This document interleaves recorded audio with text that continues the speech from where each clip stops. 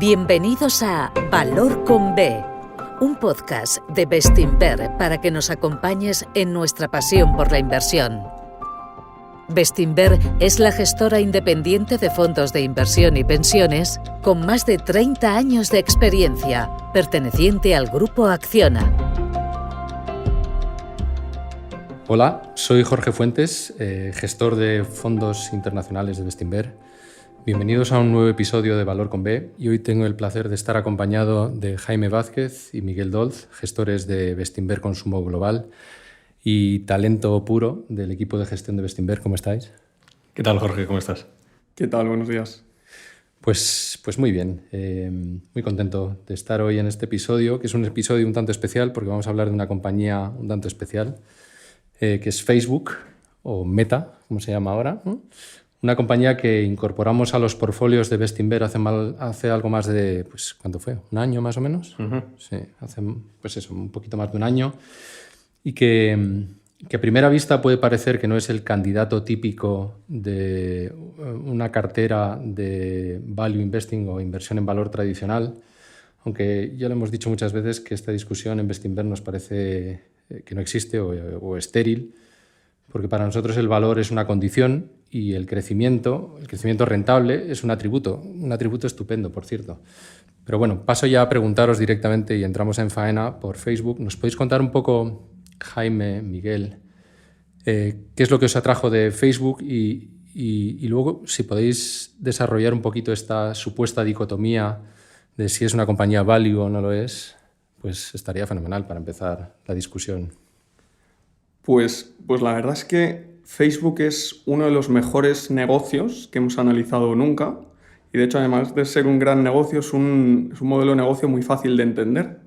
Facebook es básicamente un medio de comunicación que agrega espectadores y atención y vende esa atención o acceso a esos espectadores a aquellos anunciantes que quieren publicitar sus productos. O sea que en este sentido, Facebook tiene el mismo modelo de negocio que un medio de comunicación tradicional, como puede ser una televisión o una radio, pero al final hay una diferencia fundamental que es crítico destacar, y es que Facebook no paga por el contenido que se genera en su plataforma. En cambio, negocios de medios de comunicación tradicionales, como pueden ser radios o televisiones, sí que pagan por generar ese contenido, pagan a los creadores de contenido.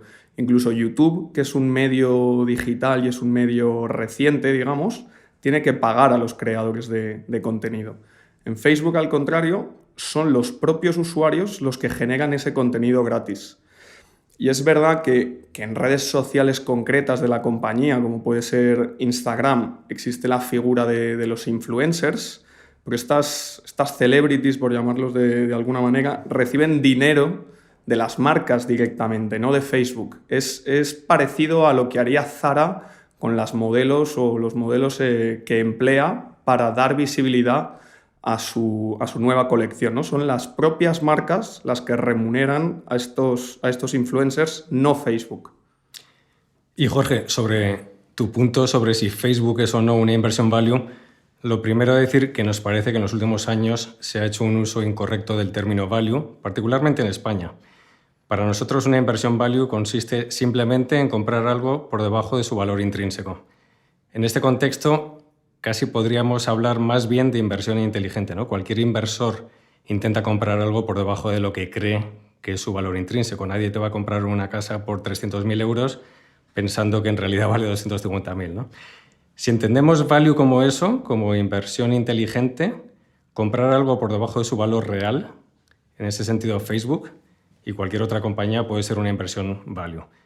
Hemos comentado ya alguna vez que sobre este asunto que una compañía tenga tasas de crecimiento elevadas no la imposibilita como opción de inversión value. El crecimiento de una compañía no es más que otro factor a tener en cuenta a la hora de intentar determinar su valor real.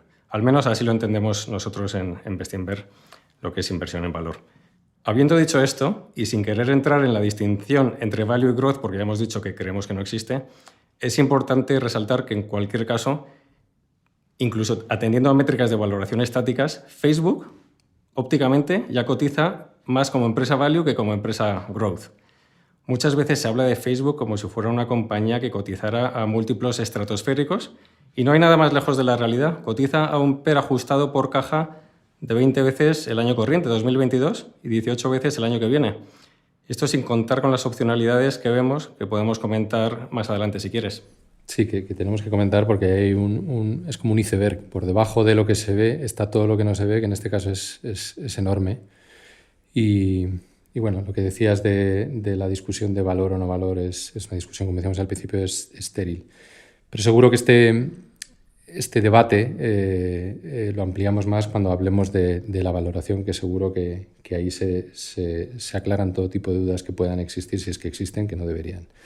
Miguel, me gustaría hacerte una pregunta. Hemos hablado de Facebook en el sentido que se parece a un medio de comunicación, a un modelo de negocio muy parecido a un medio de comunicación tradicional, pero desde el punto de vista de los anunciantes, me gustaría preguntarte qué es lo que les aporta Facebook como valor o como herramienta o como proveedor, porque es verdad que Facebook tiene una base de clientes o de usuarios de más de 3.000 millones de usuarios mensuales, que es un número astronómico.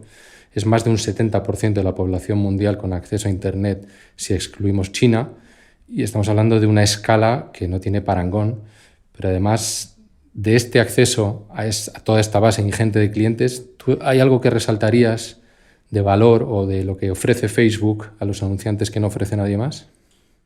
Pues la realidad es que es evidente que uno de los grandes atractivos que tiene Facebook es esa base de clientes que mencionabas, ese número de usuarios, sin ninguna duda. Pero más allá de eso, la plataforma tecnológica que ofrece Facebook a sus anunciantes para lanzar campañas, para enfocarse en un cliente con unas características concretas, para entender el retorno que está obteniendo ese anunciante en cada campaña, en directo, poder adaptar esa campaña acorde al desempeño de ese retorno. Todo eso lo ofrece Facebook con su plataforma tecnológica y pensamos que es uno de los grandes activos que posee la plataforma, que es esa estructura de tecnología potentísima. Recordemos que históricamente, antes de que surgieran estas plataformas digitales, las radios, las televisiones, los periódicos eran prácticamente la única manera que había de anunciarse, y estos anuncios eran de todo menos específicos, no eran nada targeteados, si me permitís el anglicismo. Es verdad que se podía saber qué audiencia consumía qué periódico o según qué canal, pero era un nivel de detalle muy pobre comparado con el que se puede obtener hoy, no solo en Facebook ya, sino en cualquier plataforma de marketing digital, y eso creemos que es lo que explica en gran parte el éxodo continuo que ha habido de las plataformas tradicionales hacia las digitales. O sea, por ponernos un poco en situación, imaginemos la disparidad de perfiles que podía haber viendo un partido de la selección española en el Mundial de Sudáfrica. Tenías por un lado niños de 9 años viendo el mismo anuncio que una persona de 70 años. Y lo único que compartían es su pasión por el fútbol. Pero esa pasión, desde el punto de vista de un anunciante como puede ser Heineken o como puede ser Unilever o Procter & Gamble, es muy difícil de explotar. Son consumidores diferentes, audiencias diferentes. Hoy las plataformas digitales en general y Facebook en particular hacen un mucho mejor trabajo a la hora de segmentar esas audiencias y permitir a los anunciantes atacar o enfocarse en clientes específicos que puedan interesarle a ellos en concreto. Por poner otro ejemplo, hoy Facebook puede saber que hay 100 usuarios que viven en Madrid en un código postal concreto, que han buscado un vestido de novia en la última semana. Y estadísticamente sabe también que si buscas un vestido de novia es muy probable que te interese comprar unos zapatos o un bolso para la boda. Una Pamela. Infinidad de cosas, pero al final el punto es que esa información es muy útil, es muy específica y es lo que ayuda a que los anunciantes tengan una gran conversión con esos anuncios que colocan en Facebook. Y es justo esta alta probabilidad de conversión el atractivo que otorga Facebook a los anunciantes. Al final todo se mide como retorno sobre la inversión. Cuanto más específicos y enfocados sean estos anuncios, más conversión y mayores precios puede cobrar Facebook.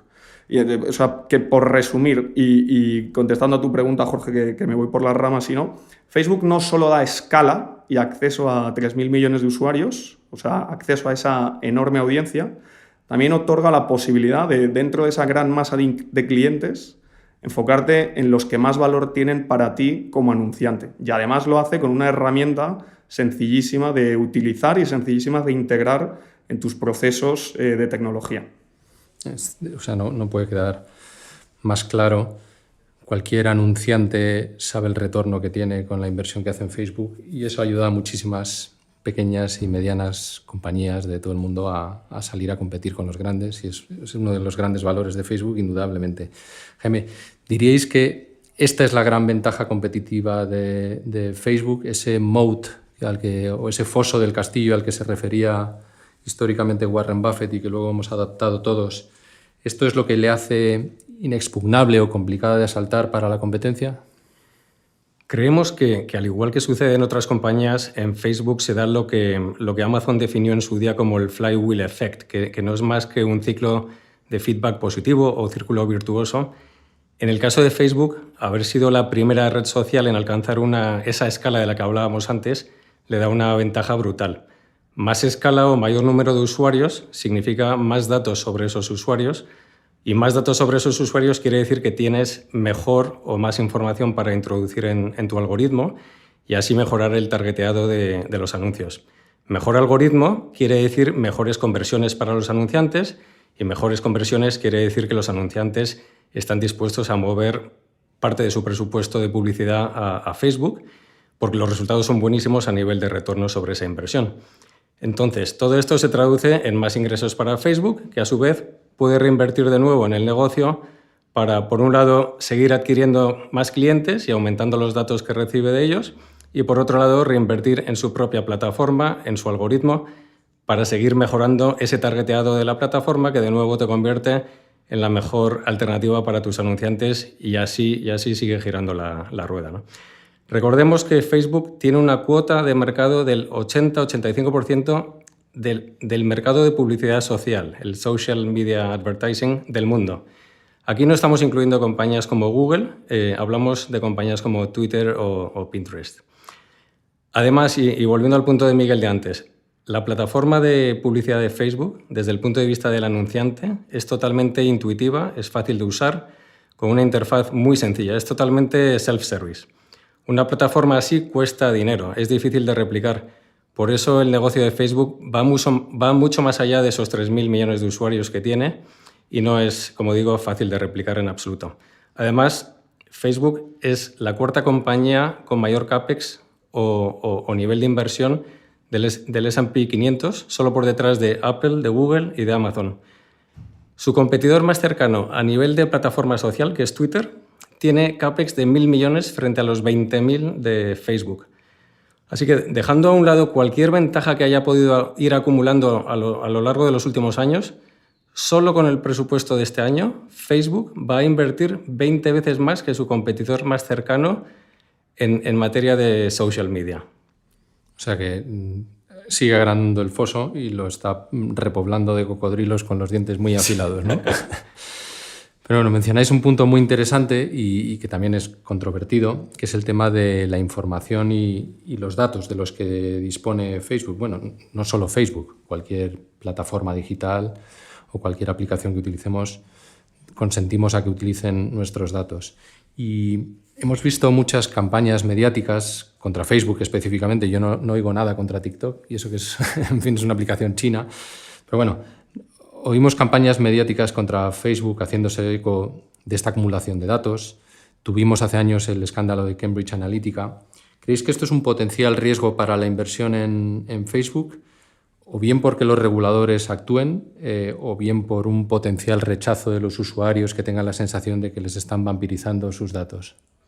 Pues es una pregunta clave, la verdad, que nos hemos hecho mucho y que al final es un punto de debate fundamental a la hora de establecer o de desarrollar una tesis en la compañía.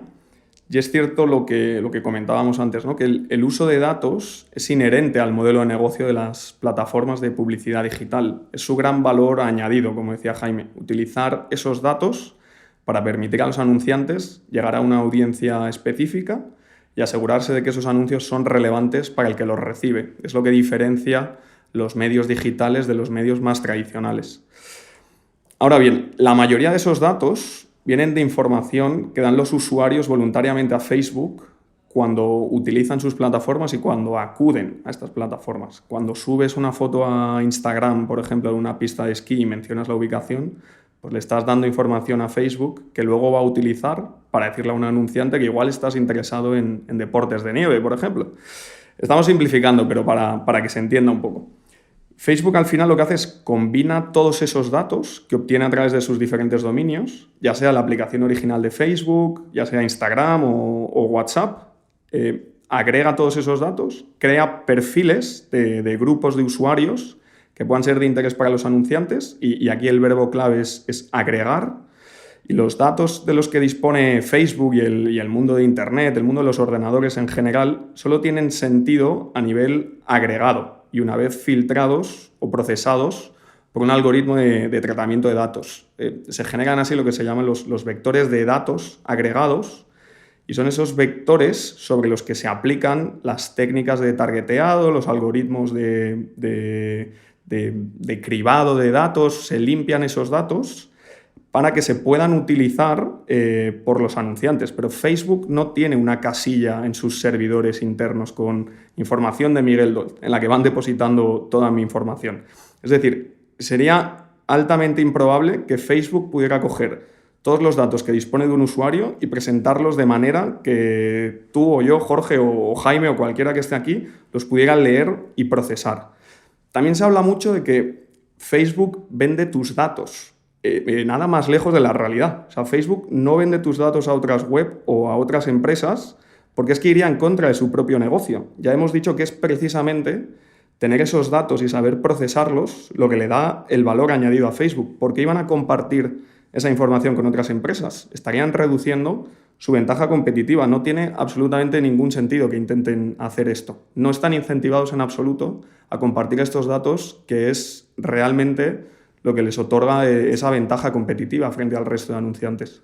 Sí, esto es una de las cosas que son uno de los grandes agujeros negros que nadie conoce o que, bueno, que a lo mejor la gente lo conoce pero sigue ignorando de Facebook. Pero bueno. Y la otra parte de la pregunta, el potencial riesgo de filtración de esos datos, ¿os preocupa como una amenaza latente que pueda haber, me voy a poner un poco técnico aquí, en el valor terminal de Facebook a la hora de nosotros hacer una valoración de la empresa? Ese riesgo que exista al final de la vida de que si se filtran la compañía deje de crecer.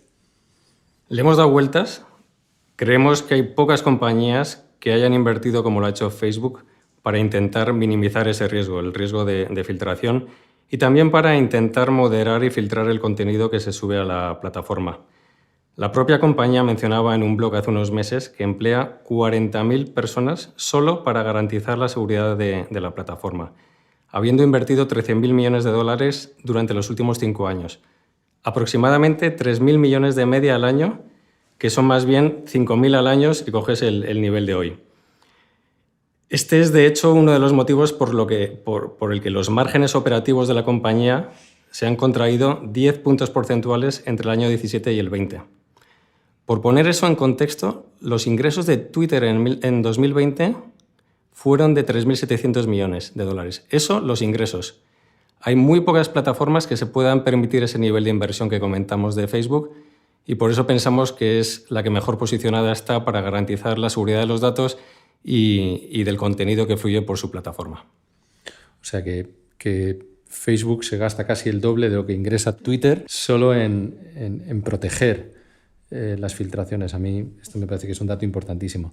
Y ya que estamos hablando de todos los riesgos que se observan cuando uno se enfrenta a la inversión de Facebook, ¿qué os parece un tema que ha surgido en los últimos tiempos de manera más palpable, que es el tema de la adicción que pueden generar pues, los videojuegos o las redes sociales? Hay mucho debate al respecto. Hemos pasado un verano muy caliente en términos de regulación en China.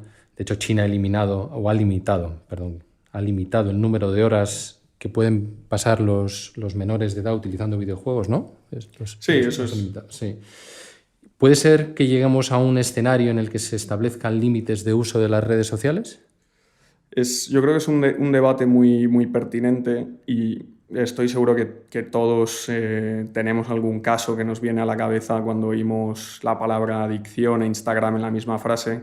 O vamos, que al final es una realidad que en ocasiones se hace un uso incorrecto o abusivo de estas plataformas. Al final, como accionistas de Facebook y sobre todo como personas con sentido común, nos parece fundamental que se ataquen estos puntos que mencionabas, Jorge, que se protejan a los menores. Estamos totalmente de acuerdo con cualquier movimiento que vaya en esa dirección y de hecho, egoístamente, pensamos que como accionistas a largo plazo favorece la sostenibilidad de la plataforma y apuntala el valor terminal ese que mencionabas, Jorge, de Facebook. Al final, lo que es bueno para todos los actores del ecosistema acaba siendo bueno para la compañía y, por ende, acaba siendo bueno para los accionistas. Al final es el mismo racional que estoy explicando que el que incorporamos a nuestros criterios de inversión con parámetros o siguiendo parámetros de ESG en Bestinver, que al final es entender el ESG con sentido común y entendiendo que lo que redunda en beneficio de los diferentes actores del ecosistema acaba volviendo a la compañía de una manera o de otra y aumentando su valor. O como me ha dicho a mí siempre mi padre, la vida te acaba cogiendo. Entonces, todo lo que hagas para mejorar el uso de la plataforma, para asegurarte que tu producto añade valor a todas las partes, eso acabará recogiéndolo de una manera o de otra. Y si intentas beneficiarte explotando la privacidad, explotando comportamientos abusivos, eso acabará volviendo también y acabará con el valor terminal de la compañía. Habiendo dicho esto y volviendo al debate específico de Facebook, Facebook está, por un lado, haciendo muchísimas cosas para limitar este impacto en menores. De hecho, el propio Zuckerberg, el CEO y fundador, publicó un post público en su feed de Facebook hablando del tema y resaltaba, por ejemplo, cómo Facebook está dedicando miles de millones de dólares a filtrar el contenido que se muestra en sus redes sociales, o hablaba también del cambio en la priorización del algoritmo de Facebook para favorecer algo que la compañía llama interacciones sociales relevantes. A pesar de saber que este tipo de interacciones sociales relevantes, en general, iban a resultar en menor creación de lo que se conoce como contenido viral, ¿no? Y este contenido viral es el que genera engagement en la plataforma, pero de él se derivan los comportamientos muchísimo más abusivos, ¿no? Entonces, al final, de lo que se trataba era de impulsar un tipo de interacción, un tipo de post que a corto plazo podía bajar el engagement de la plataforma, pero que iba a mejorar la calidad de las interacciones y el uso de la plataforma de Facebook, ¿no? Es decir, sacrificar el corto plazo mirando al largo plazo y a la sostenibilidad del negocio y protegiendo a los usuarios. También están desarrollando, por ejemplo, controles parentales en Instagram, pues para que los padres puedan limitar el tiempo que pasan sus hijos en Instagram. Están ayudando o están intentando impulsar proyectos de investigación sobre el impacto de las redes sociales en menores y, de hecho, hay casos y estudios que muestran ya que muchas veces las redes sociales ayudan a combatir episodios de soledad, de ansiedad, de tristeza. Bueno, estos son algunos estudios que hay. Estoy seguro que hay estudios que demuestran lo contrario. Pero bueno, Facebook no está cruzado de brazos, sino que está proactivamente intentando entender el rol que juegan sus redes sociales en los menores y tratando de limitar los efectos perjudiciales que puedan derivarse de su uso. Y luego, por otro lado, y quizá un poco más ligado a la parte de la supuesta adicción a videojuegos que mencionabas, Jorge, y cómo China ha tomado cartas en el asunto. Esto se aplica también muchas veces, o se debate muchas veces, sobre las redes sociales, pero se habla muy poco de que la actividad de ocio por antonomasia en Estados Unidos no es otra que ver la televisión. O sea, en Estados Unidos... Y no solo en Estados Unidos.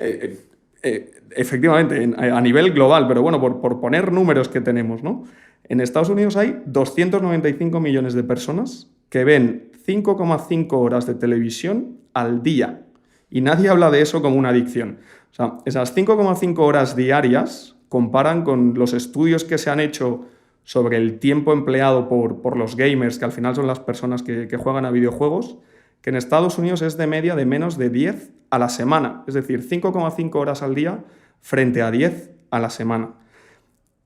Y todavía más, dentro del subgrupo de 295 millones de personas de Estados Unidos, las personas en el rango de edad de entre 50 y 64 años emplean 6,5 horas de media delante de la televisión y la gente de más de 65, 7,5 horas al día. Por el contrario, la gente que está en el segmento de edad entre 12 y 35, que es típicamente la generación en la que se encuentran los gamers, emplean 2,5 horas a la semana, frente a las 5,5 horas al día de media. Es decir, que las nuevas generaciones al final lo que han hecho ha sido diversificar su tiempo de ocio más allá de la televisión, en parte vía redes sociales, en parte vía videojuegos. Entonces, ¿qué hay de malo en eso? O sea, es peor... Perdona, Miguel, que te diga una cosa. O sea, mi hermana, yo recuerdo a mi hermana estar horas, pero horas todos los días viendo Friends. O sea, era yo. Efectivamente, ese catálogo es infinito. O sea, es que era una cosa de decir, pero te va a poner cara de televisión, enana. Y es que era, o sea, otra y otra y otra y otra. Y en nuestra época, que veíamos películas, Jaime es más de mi generación. Tú no sé si jugarías al Spectrum o al Commodore o a lo que tuvieses. Yo tenía Commodore y jugaba mucho más de 2 horas y media, eso desde luego. Pero veíamos películas que calificaban como violentas, o de Schwarzenegger o de Sylvester Stallone, y nos decían que íbamos a salir a la calle con una metralleta y que estamos fomentando la violencia. Es un debate que en fin... Pero vamos... No, es verdad que al final, ¿por qué asumimos que un videojuego interactivo es peor que ver una serie de Netflix en el sofá? Nosotros no lo tenemos claro. Una claro. tertulia del corazón desguazando a la prima de un torero. Totalmente. O la telenovela de turno. Al final... Como con todo hay matices, todos los videojuegos no son iguales, todas las series y el contenido televisivo no es el mismo, pero por eso hay que tener cuidado a la hora de juzgar las cosas. Y lo que está claro es que hoy la sociedad pasa muchísimo más tiempo delante de un televisor y no parece que haya ningún debate al respecto. Esto al final te hace cuestionar quiénes son los que más tienen que perder con el auge de las redes sociales y los videojuegos. Yo no quiero ponerme en plan conspiranoico, pero, pero es que es los medios de comunicación tradicionales, las televisiones, son los que están al final perdiendo relevancia en base a lo que acabamos de decir, y quizás esto explique los continuados ataques de estos medios para con empresas como Facebook, ¿no? Y la cantidad de artículos recientes que hemos visto sobre la adicción que provocan los videojuegos, lo pernicioso que pueden ser las redes sociales, la ansiedad que generan, mientras que pocos de ellos hablan del problema de la adicción de la televisión, que creemos que es muchísimo más relevante, o como poco igual de relevante, ¿no? Recuerdo además una anécdota. La primera vez que tuvimos este debate internamente con el equipo de inversión, nuestro compañero Paddy, que es el analista experto en medios y conoce la industria perfectamente porque lleva 25 años cubriéndola, nos dijo, me temo que si los libros refiriéndose a las novelas, si las novelas se inventaran hoy, habría debate también sobre si generan adicción y son perjudiciales para los lectores. Habría que quemarlas. Efectivamente. Con esto lo que pretendía era transmitir que en general lo nuevo genera rechazo. Entonces, ¿hasta qué punto es el debate que estamos teniendo sobre redes sociales y videojuegos combinación de unos medios de comunicación tradicionales intentando defender su hegemonía y su relevancia, y por otro lado unos reguladores que no han sido consumidores nativos de videojuegos y de redes sociales y que están regulando desde el desconocimiento? Es un debate que va a seguir estando ahí, que va a pesar, pero que poco a poco yo creo que la gente va a ir entendiendo que no debería haber distinción a la hora de tratar a las distintas formas de entretenimiento. Pero habiendo dicho esto, y volviendo al punto inicial, estamos totalmente a favor de que Facebook siga investigando y siga asegurando un uso responsable de todos sus dominios y de todas sus redes sociales. Al final, todo en exceso es pernicioso, ¿no? Totalmente de acuerdo. Y luego que no es lo que tenemos, sino el uso que hacemos de lo que tenemos. O sea, en fin, yo puedo tener un coche y conducir prudentemente o convertirme en un kamikaze por la carretera de La Coruña. Efectivamente. Pero bueno, cambiando un poco de registro, y ahora como has cogido una carrerilla que pareces una BMW a toda mecha, ya te pregunto a ti también. Es imposible hacer un podcast sobre Facebook actualizado y no hablar sobre el famoso metaverso, que es la palabra de moda o el término más relevante en todo lo que rodea a Facebook en los últimos meses. De hecho, Facebook incluso ha cambiado su nombre corporativo a Meta, como hiciera en su día Google, que cambió a Alphabet hace años. De hecho, fue fenomenal en bolsa el cambio. Totalmente. De Google a Quitas Alphabet. el foco de un sitio y lo pones en otro. Exacto, no quiere decir que se repita, pero bueno. ¿Podéis decirnos cómo veis este cambio, el nuevo foco que hay en el metaverso? Y si queréis aprovechar también para comentar pues, los últimos resultados de Facebook, que creo que se publicaron hace nada, mes y medio, un par de meses, ¿no? Fue a finales de noviembre o principios de noviembre, fue, ¿no?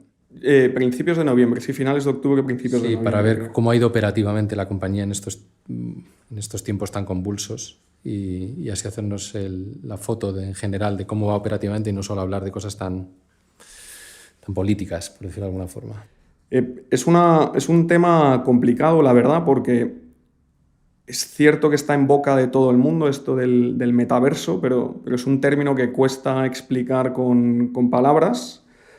A pesar de que pues eso, llevamos unos meses que todo el foco está puesto en el metaverso, como decíamos, a raíz del cambio de nombre de Facebook y del nuevo foco que parece haber puesto la compañía en desarrollar esa infraestructura.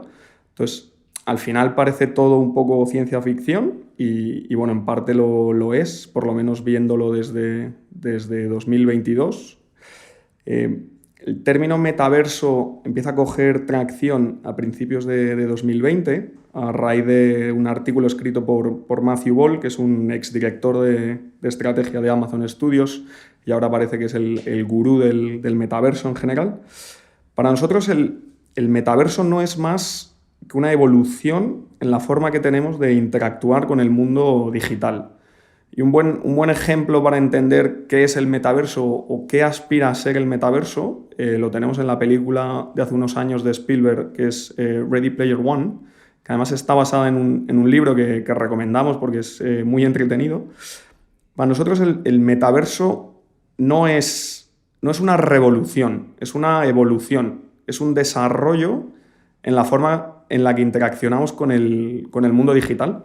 O sea, es una realidad que la sociedad cada vez pasa más tiempo conectada, pasamos más tiempo pendientes del mundo digital, ya sea en redes sociales, en videojuegos, lo que sea. Hasta ahora la herramienta o la plataforma para acceder a ese mundo digital era el teléfono móvil. De hecho, si nos remontamos un poco al pasado, empezó siendo a través de los ordenadores personales con el nacimiento de Internet. Ese era el punto de entrada a esta vida digital, a esta realidad digital. Los ordenadores dejaron paso a los teléfonos móviles y la apuesta de Facebook y de algunos otros jugadores es que con el avance en la tecnología, la nueva infraestructura que va a permitir a los usuarios participar en ese mundo digital de una manera más inmersiva y completa, pues va a ser a través del metaverso, ¿no? Entonces Facebook cree que esta nueva infraestructura, este metaverso, se va a desarrollar alrededor de las gafas de realidad virtual y que simplemente esto va a ser una nueva forma en la que vamos a consumir el mundo digital. Pero no es una revolución, pasamos de los PCs a los teléfonos y ahora pasamos a una nueva infraestructura que pueden ser las gafas de realidad virtual, que es una experiencia más inmersiva, pero el mundo digital sigue siendo el que es. Yo tengo unos cuantos amigos que tienen gafas de realidad virtual porque hacen simulación de esta del coche, es como los pilotos de Fórmula 1. Y desde luego yo me las he probado y es increíble. No, es increíble. Sí, sí. Uno tiene realmente la sensación de que está metido en un coche de competición en Montmeló dándose vueltas. Y hay que ir entrenando porque generan mareos al principio, o sea, que ir cogiéndolo un poco. O por lo menos yo las primeras veces después parecía que me hubiera tomado un par de copas. Pero realmente es pasar de tener como una dimensión a tener 3 dimensiones. Pero bueno. ¿Y a nivel resultados, Jaime? Pues a nivel de resultados, Facebook anunció en los últimos resultados que cambiaría la manera de reportar sus resultados empezando a partir de los siguientes, es decir, de los del cuarto trimestre. Y es decir, a partir de ahora lo que va a hacer es segmentar sus resultados en dos unidades. Por un lado, lo que llaman Family of Apps, que incluye sus negocios tradicionales, que son Facebook, Instagram, Messenger y WhatsApp, que se puede decir que este es el segmento core, el de toda la vida. Y por otro lado, lo que llaman Facebook Reality Labs, que incluye la parte más relacionada con el metaverso, que comentaba antes Miguel. Esta última parte básicamente aglutina sus inversiones en realidad virtual, la parte del hardware de las gafas Oculus. Entonces, empezando por la parte core, la de toda la vida, hay varias cosas que resaltaríamos. En primer lugar, sobre el número de usuarios diarios únicos, que excluye duplicidades, de la familia de aplicaciones de Facebook, lo que la compañía llama los DAUs, que son los Daily Active Users, ha seguido creciendo a doble dígito, un 11% en el tercer trimestre. Durante los últimos 12 meses, este número ha aumentado en 270 millones de usuarios netos. Para que nos hagamos una idea de la escala de este número, solo hay 3 países en el mundo con una población mayor a 270 millones, que son Estados Unidos, India y China. Estos 270 millones de usuarios adicionales que Facebook ha añadido en un solo año es un 30% mayor el número que el número de usuarios diarios totales que tiene Twitter, su principal competidor en social media. Es que con estos gigantes, o sea, en el caso específico de Facebook, es que es la ley de los grandes números, ¿sabes? De que no aplica. No aplica. La escala de esta compañía es increíble. Sí. Y sigue creciendo. Perdona, Jaime, sí. El resultado de este crecimiento de usuarios diarios de doble dígito ha sido un 9% de crecimiento en el número de impresiones, que es lo que podríamos llamar volúmenes, y un 22% de incremento en precio. Entonces, la combinación de todo ha sido un crecimiento en el trimestre de un 35% para las ventas agregadas. Podemos decir que 2020 fue un año complicado, excepcional, por razones obvias. Creemos que en lugar de medir el desempeño de ventas comparando con el año 20, sería más interesante quizá hacerlo contra el año 19. Y si hacemos este ejercicio, el crecimiento del tercer trimestre comparado con el mismo del 19 ha sido de un 64%. Es cierto que un poco inferior al 72% del trimestre anterior, pero muy buen resultado en cualquier caso, y en línea con los niveles de crecimiento de la compañía en un mundo prepandemia. Entonces, ¿por qué estamos aquí haciendo hincapié o dedicando tiempo a explicar los números de un trimestre cuando somos inversores a largo plazo que pensamos en lustros en lugar de trimestres? Bueno, pues porque nos sirve para entender cómo ha evolucionado la compañía durante estos últimos años. Y en base a la guía que ha dado la compañía para el último trimestre del año, para el cuarto, Facebook o Meta espera generar alrededor de 118.000 millones de ventas en el año 21, de los cuales 114.000 millones esperamos que vengan de la parte de publicidad, lo que llamamos el core business, y otros 4.000 de la parte de Oculus o realidad virtual. La compañía ha dicho que esperan que los gastos totales antes de impuestos para el año sean de alrededor de 70.000 millones, lo cual implica un beneficio operativo de 47.000 millones de dólares para el año en su conjunto, o lo que es lo mismo, un margen operativo del 40%. Que es una barbaridad. Pocos negocios hay con este crecimiento y esos márgenes. Sí, es una... Pero... Y aquí vino la sorpresa del trimestre, y este es, como digo, uno de los puntos claves de los resultados. La compañía también ha dicho que esos 47.000 millones de beneficio operativo incluyen 10.000 millones de pérdidas operativas del segmento de Facebook Reality Labs. Es decir, que si por un momento excluimos esa parte del negocio, y ahora entramos a comentarla un poco más en detalle, pero si lo excluimos, podemos decir que el negocio core de Facebook está generando 57.000 millones de dólares de beneficio operativo sobre unas ventas de 114.000, es decir, exactamente un 50% de margen operativo. No conocemos muchos negocios tan rentables como este y mucho menos que estén creciendo a más de un 30% con esa escala. Y por dar un poco de contexto, este margen del 50% es el nivel que tenía Facebook en 2018, pero entonces la compañía tenía ventas de 56.000 millones. O sea, hoy el segmento comparable tiene beneficios de 57.000 millones frente a ventas de 56.000 en el año 18. Es verdaderamente increíble la escala que ha alcanzado Facebook. Totalmente. Y volviendo a la parte otra, la de Facebook Reality Labs, como hemos dicho antes, Facebook ha anunciado que esperan que esta división genere 10.000 millones de pérdidas a nivel operativo. Si tenemos en cuenta que la división tiene ventas de aproximadamente 4.000 millones, Eso quiere decir que la inversión real vía gasto que está haciendo Facebook en esta división es más bien de 14.000 millones. Este es un número que claramente ha sorprendido mucho al mercado y a nosotros. Hasta ahora, el CFO de Facebook hablaba de una inversión de varios billion dólares, pero nadie pensaba que fuera más de un par de billones, quizá 5 como mucho. Y la realidad es que estamos hablando de 10 o incluso 14 en el año 2021. Y visto los comentarios de la compañía para los años futuros, esto no va a acabar aquí, no va a disminuir en absoluto en los próximos años. De hecho, más bien lo contrario, esta cifra de 14.000 va a seguir creciendo.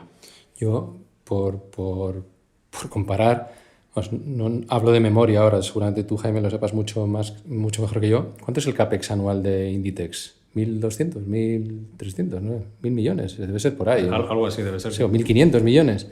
Un gigante como Inditex, con tiendas físicas, con tiendas desarrollando el negocio online y se gasta pues una décima parte de lo que estos tipos se están gastando en toda esa nueva estructura o infraestructura que decía Miguel de la realidad virtual.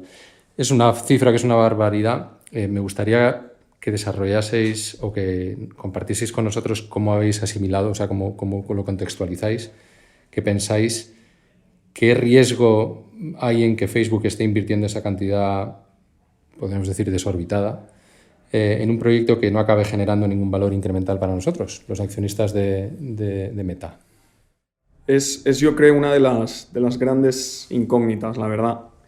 Sabemos que todavía estamos muy lejos de que el metaverso, entendido como lo hemos explicado antes, sea una realidad. De hecho, en la conferencia de Connect de Facebook de hace unos meses se hablaba de un horizonte temporal de entre 5 y 10 años. Cuando nació Netflix, por ejemplo, que empezó mandando cintas de vídeo por correo postal a casa con un formato de suscripción, esa era la gran novedad, pero seguían siendo cintas mandadas por correo postal. Ellos ya sabían que su objetivo final era distribuir a través de Internet, a través del streaming, pero les costó 10 años que la tecnología estuviera lista. El caso de negocio, el consumidor, todas estas cosas llevan tiempo al final. Y ahora mismo estamos en los primeros días del proyecto del metaverso y además seguro que Facebook no va a ser el único jugador que intente desarrollarlo. De hecho, hemos oído ya a jugadores relevantes como Microsoft o Apple recientemente también hablar sobre el metaverso. Todas estas compañías al final tienen en común, además de que son gigantes, que tienen grandes fuentes de beneficios en sus negocios tradicionales. Tienen una vocación de inversión a muy largo plazo y tienen el talento tecnológico necesario para hacer del metaverso una realidad. Al final, con esto lo que queremos decir es que hay grandes actores empujando para que el desarrollo del metaverso sea una realidad, pero bueno, somos conscientes de que va a llevar tiempo. Tendríamos que destacar también que el movimiento este de Facebook hacia el metaverso no solo es ofensivo, también hay un componente importante defensivo. Facebook al final ya tuvo que cambiar su modelo de negocio a principios de la década anterior, cuando el PC dejó paso a los teléfonos móviles como herramienta de acceso principal a la web, a Internet. Y en ninguno de estos casos, o sea, ni en la era de PC ni en la era del smartphone, ha controlado Facebook la infraestructura sobre la que corrían o se desarrollaban sus redes sociales. Facebook, de hecho, se ha tenido que adaptar a las normas impuestas primero por Windows en la época del PC y ahora de Apple y Android en la época del smartphone.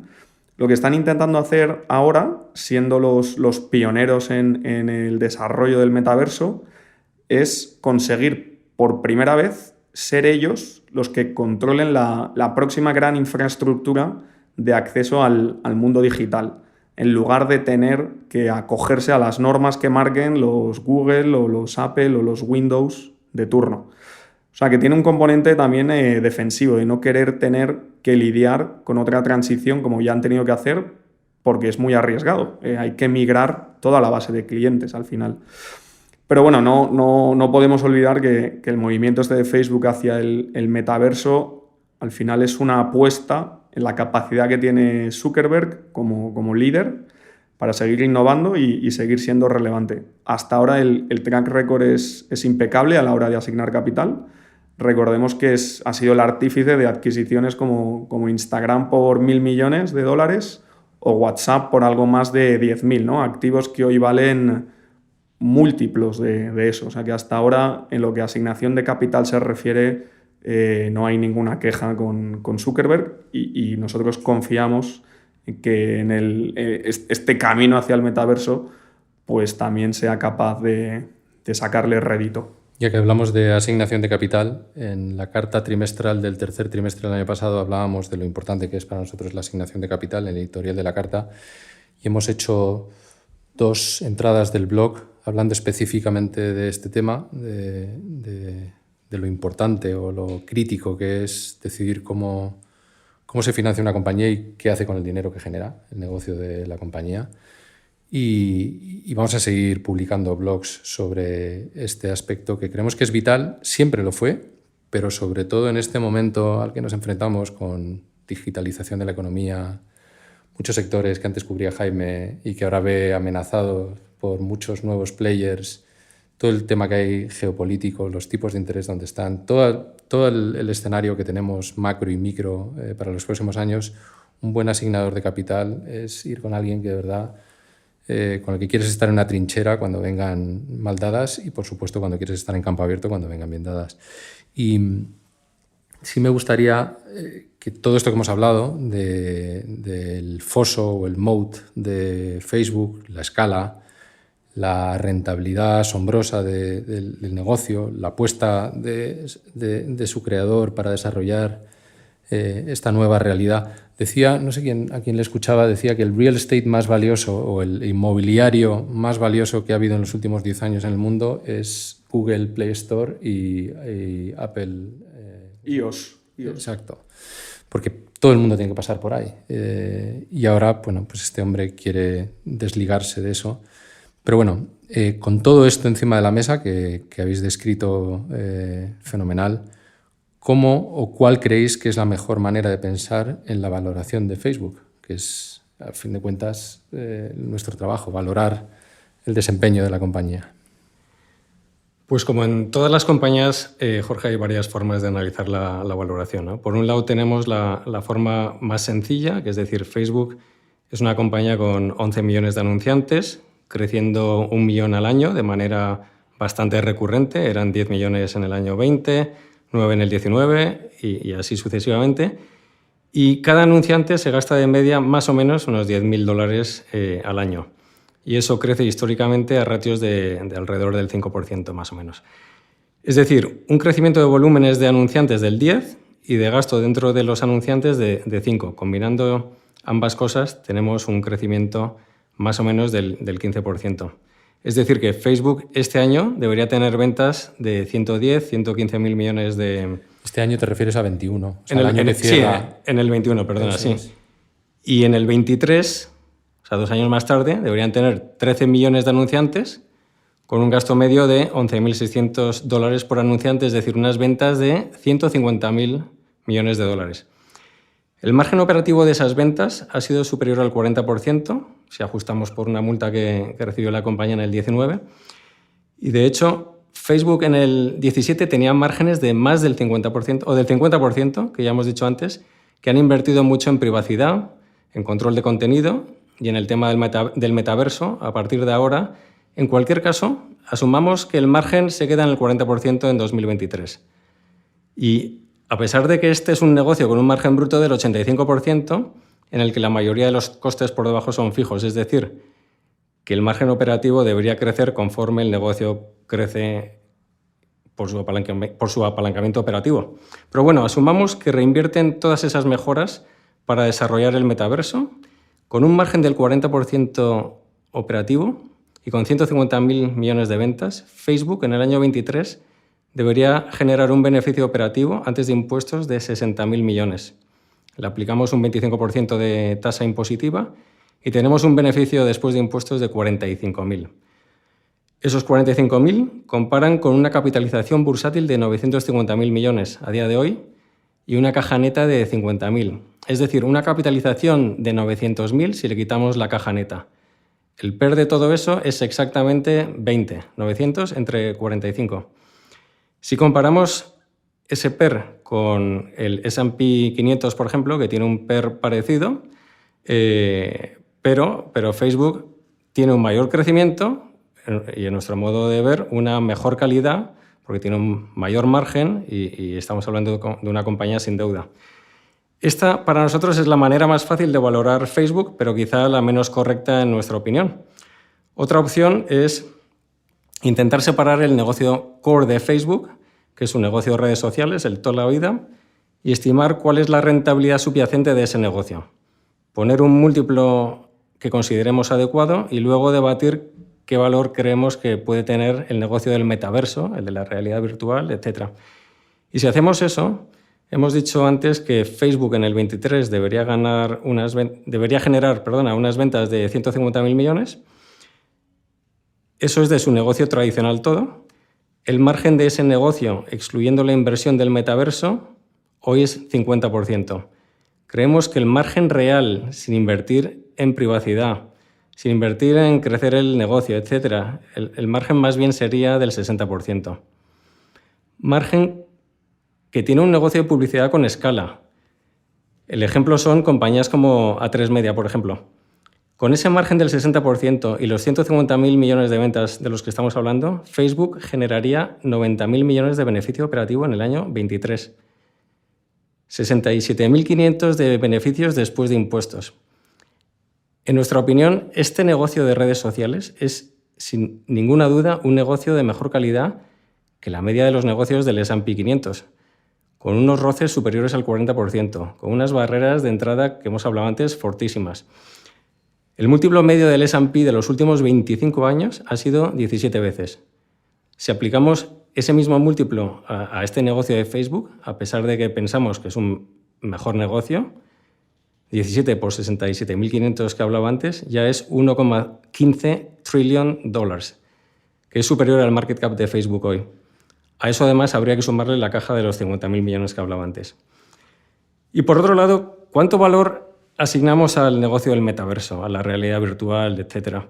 Pues, como os podéis imaginar, nos resulta muy complicado ponerle un número, pero pensamos que es una parte muy atractiva de la opcionalidad que otorga la inversión en Facebook. Y no es la única opcionalidad. No hemos hablado de la opcionalidad que tiene la monetización de WhatsApp, que todavía no lo han monetizado, y el movimiento hacia shops, que no es más que el desarrollo del negocio de comercio social que está haciendo Facebook. Pues la verdad es que, visto así, o sea, normalizando los márgenes, es una compañía que debe estar a 16 veces beneficios o 15 veces beneficios, sin todos esos activos que son activos. Bueno, imaginen ustedes WhatsApp. Imaginen que cobrasen a cualquiera que utilizase WhatsApp un céntimo por... Bueno, o sea, es que puede ser... De hecho, hay países en los que ya están empezando a hacerlo. Pero bueno, hablamos en detalle de toda esta opcionalidad de Facebook. No hablábamos tanto de la realidad virtual o del metaverso, pero sí hablamos... Bueno, también, es que hablamos de todo, la verdad. Publicamos hace unos meses un blog con el caso de Facebook, que lo titulamos El valor de la opcionalidad. Invito a todos nuestros oyentes a que le echen un vistazo si quieren tener más detalle de todo el caso de inversión, y si podéis, por favor, explicar esta opcionalidad a la que hacía referencia Jaime sobre WhatsApp, Shops, e intentar, sé que es difícil ahora en un podcast, en el blog lo pueden ver con números, pero poner algún número a la oportunidad del metaverso, sabiendo que es algo muy temprano todavía y que es un ejercicio un poco más teórico que realmente práctico. Jorge, me estás dejando las preguntas más complicadas a mí, pero vamos a intentarlo. Empezando con WhatsApp, efectivamente todo el mundo sabe que la aplicación no genera beneficios a día de hoy, que no es rentable per se, pero el mercado parece que ha descontado que Facebook no va a conseguir ganar dinero con ella nunca. Nosotros no estamos tan seguros, la verdad. De hecho, por primera vez existen indicios, o estamos viendo, que las cosas pueden estar empezando a cambiar. Y estos indicios incluyen pues, pruebas piloto con retailers en Brasil, como pueden ser Via Varejo, que en el segundo trimestre del año 21 sabemos que generó el 20% de sus ventas online a través de WhatsApp. Tenemos también el ejemplo del acuerdo con Jio, que es uno de los mayores operadores de telecomunicaciones en India. Al final es un acuerdo al que han llegado Jio y Facebook, que ofrece la posibilidad a los comercios de JioMart, que son comercios adheridos a Jio, ofrece la posibilidad de vender sus productos directamente a través de WhatsApp. Y de hecho sabemos que actualmente más de 175 millones de personas intercambian mensajes diariamente con una cuenta de WhatsApp Business. O sea, esto no son usuarios de WhatsApp como podemos ser nosotros. Retail, sí. O a nivel personal. Son cuentas de WhatsApp Business y de hecho de esos 175 millones hay 40 millones de personas que acceden a un catálogo de empresas a través de la aplicación, y de esos 40 hay 13 de ellas que están solo en Brasil, que es el mercado que va más avanzado en esto. Al final pensamos que convertir WhatsApp en una especie de super app global y monetizar todo el tráfico que fluye a través de la aplicación, algo parecido a lo que ha conseguido Tencent en China con WeChat y sus mini programs, es un objetivo complicado y ambicioso, pero no es imposible, y de hecho pensamos que cada vez estamos más cerca de verlo en los números. De hecho, intentando poner algunos números, WhatsApp tiene 2.000 millones de usuarios mensuales frente a los 1.000 millones que tiene WeChat.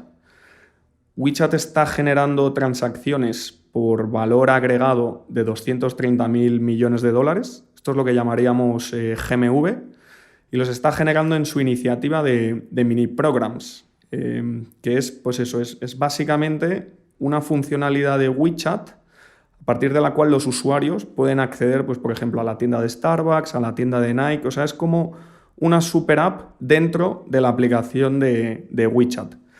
Y WeChat, o Tencent, que es el dueño de esta aplicación, consigue generar estos 230.000 millones que decía, a pesar de contar por el momento solo con 400 millones de usuarios, porque bueno, al final es una iniciativa nueva y por eso todavía no tiene los 1.000 millones de usuarios que tiene WeChat.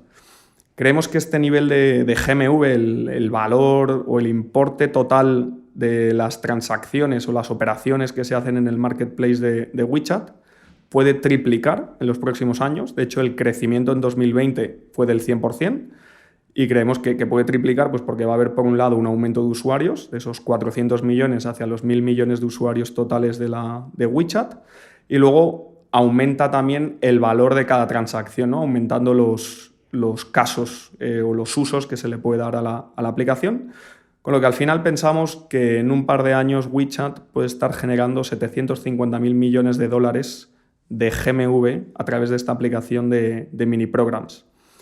Si asumimos que Facebook es capaz de alcanzar un volumen similar con WhatsApp, a pesar de tener el doble de usuarios que WeChat, y aplicamos un take rate o una comisión del 1,5% sobre dicho volumen, que es una comisión teórica que hoy WeChat no está cobrando, pero que pensamos que podría cobrar en cualquier momento, estaríamos hablando de que el potencial de ventas incrementales es de 11.000 millones de dólares frente a los 115.000 millones que comentaba Jaime antes, que esperamos que haga Facebook para 2021.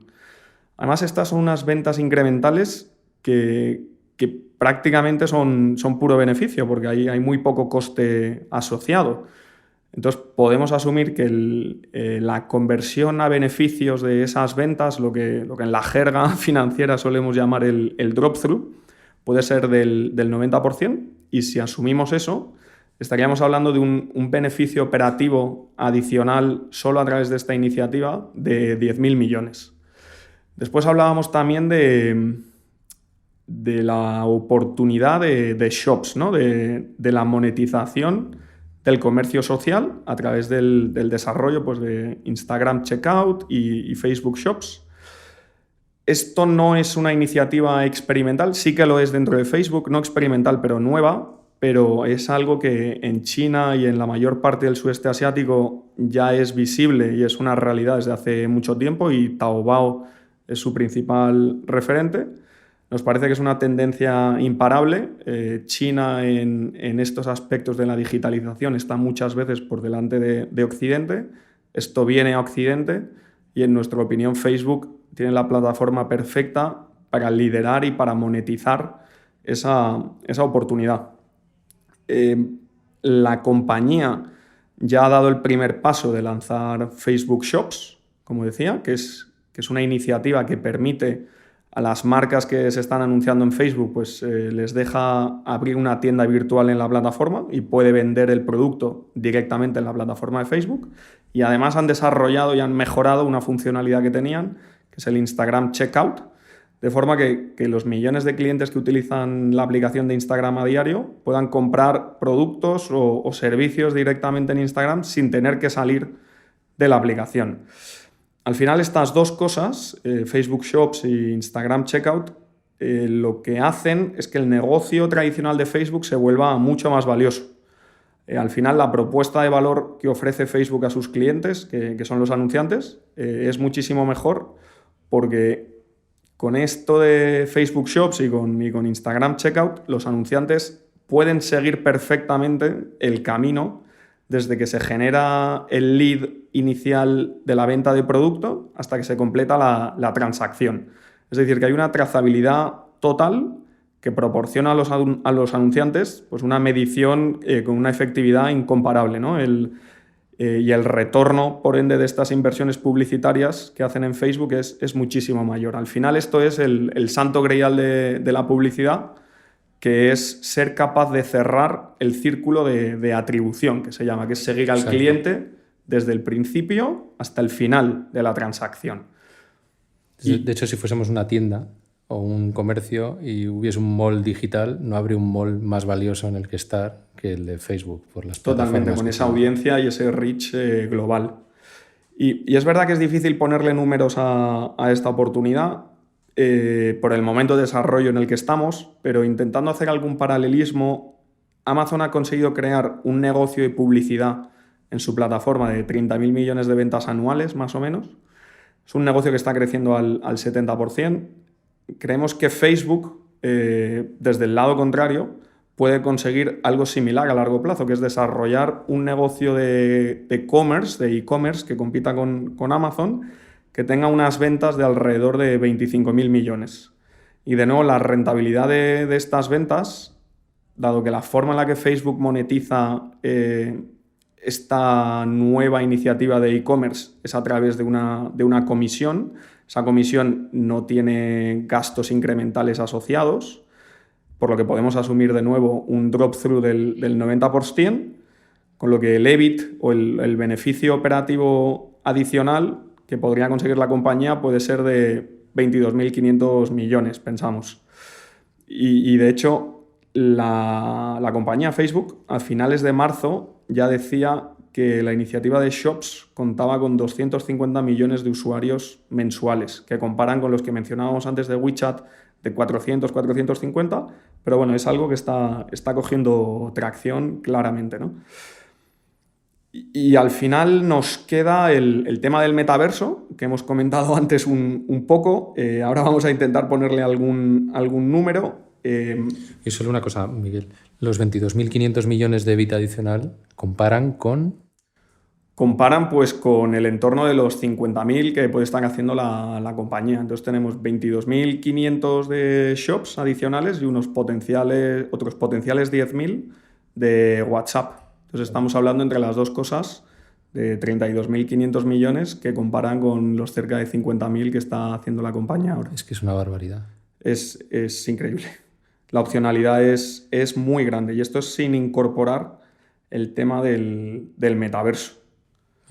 Venga, échale... Ya que estamos, ¿no? Vamos a ponerle la guinda al tema. Ponle un número al metaverso. Don't quote me después, ¿eh? Que luego sacaremos este podcast dentro de 6 años. La hemeroteca. Sí. Bueno, ya hemos dicho antes que hoy en día, o sea, en la actualidad, en la era de las aplicaciones de móvil y del mundo del smartphone, Apple y Google tienen un duopolio con sus sistemas operativos de iOS y Android. Todas las aplicaciones que utilizamos están incorporadas en alguna de sus plataformas, y son estos dos gigantes americanos los únicos que son capaces de monetizar eso, ¿no? La apuesta de Zuckerberg es que la siguiente infraestructura de acceso al mundo digital sea el metaverso, y que Facebook, en lugar de ser un desarrollador de aplicaciones sobre una infraestructura controlada por terceros, pase a desempeñar un papel fundamental estableciendo esa infraestructura, ¿no? No tenemos ni idea de cómo cuantificar esto, pero haciendo un poco de trabajo alrededor de las ventas que tienen hoy Apple y Google en sus negocios de la Apple Store y la Google Play Store. En 2020, que es el último dato reportado que tenemos, el combinado de las dos tiendas digitales fueron 110.000 millones de dólares de ventas. 70.000 para Apple y 40.000 para Google a través de la Play Store.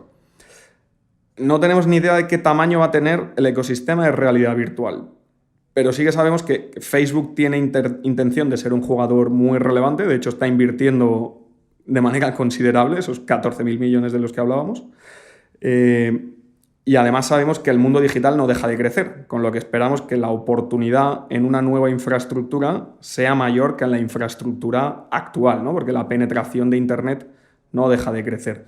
De todas maneras, intentando ser prudentes por no pasarnos de optimistas, asumamos que no es así y que el mercado potencial del metaverso es inferior al mercado actual de la Apple Store y de la Google Store, ¿no? Entonces, digamos que frente a esos 110.000 millones, el metaverso es una oportunidad de 70.000. Entonces, asumiendo que el mercado alcanza ese tamaño de 70.000 millones de dólares y que Facebook se hace con un tercio del mismo, es decir, que en vez de 2 jugadores tenemos 3, estaríamos hablando de unas ventas potenciales de 23.000 millones, que es 70.000 entre 3, ¿no? Estas ventas, volviendo a los puntos anteriores, también tienen un margen operativo muy alto, porque una vez construida la plataforma apenas hay gastos incrementales. Esto es un negocio de software.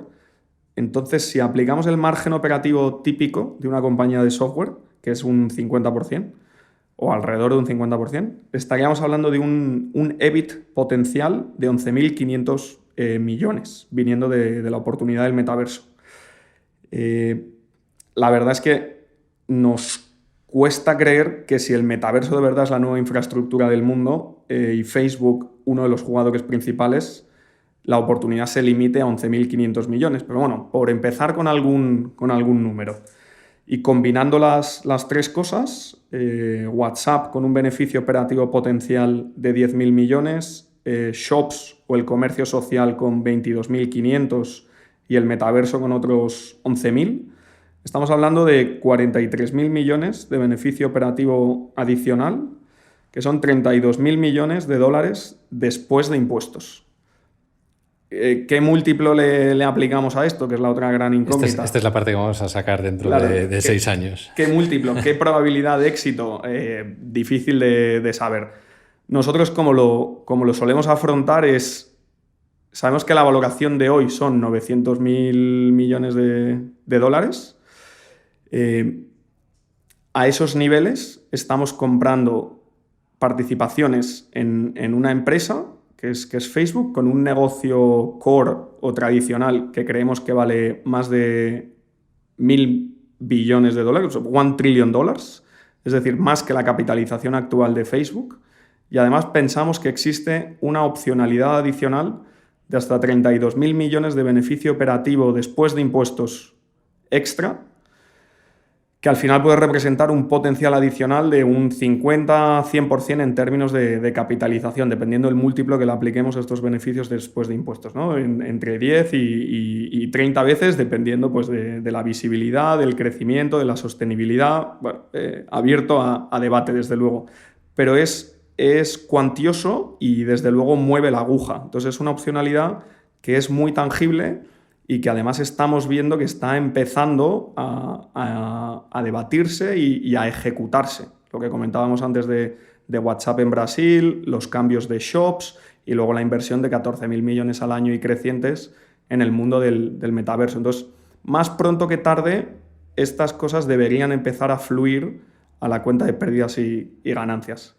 Entonces, en definitiva, y por recapitular un poco y no perdernos, al invertir en Facebook estamos comprando participaciones en un negocio con una posición de caja elevadísima, un negocio liderado por su fundador, con una oportunidad de crecimiento... Perdona, Miguel, un fundador que tiene 37 años. Un fundador que tiene 37 años, o sea, y que le deberían quedar 20 años por Rupert delante. Murdoch, el gigante de los medios de comunicación del siglo anterior. Es el CEO más joven de todas estas compañías y de los pocos fundadores de las FANG que quedan al frente, queda el de Nvidia, el de Tesla. Jeff Bezos ya ha dejado la batuta, en Google también han dejado la batuta, Microsoft hace años. Entonces, es de los pocos fundadores que quedan dirigiendo los negocios de este tamaño. Entonces, negocio liderado por su fundador, con caja elevada, con una oportunidad de crecimiento muy significativa por delante, unas barreras de entrada enormes en forma de efecto red, que al final se traducen en un retorno sobre el capital empleado, como mencionaba antes Jaime, del 40%, incluso superior, que hemos visto en muy pocos negocios. Y todo esto lo estamos comprando a una valoración que está inferior o en línea con la valoración media del mercado, a pesar de que este es un negocio que claramente, por lo menos en nuestra opinión, es mucho mejor que el negocio medio del mercado. Y todo esto sin contar esas opcionalidades que mencionábamos, de hasta 32.000 millones de beneficio después de impuestos adicional, ¿no? que al final deberían traducirse en una creación de valor potencial muy grande para sus accionistas.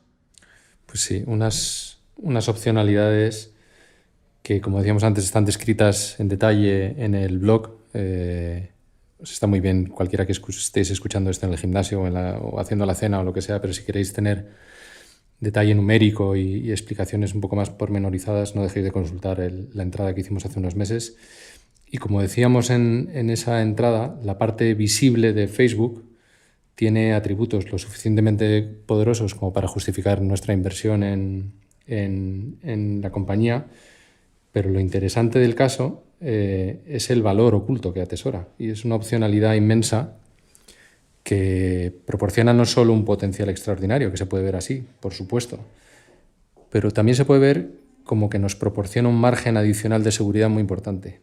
Y esto del margen de seguridad, por cerrar este podcast dedicado a Facebook, con lo que decíamos al principio, es la esencia de lo que significa inversión en valor, ¿no?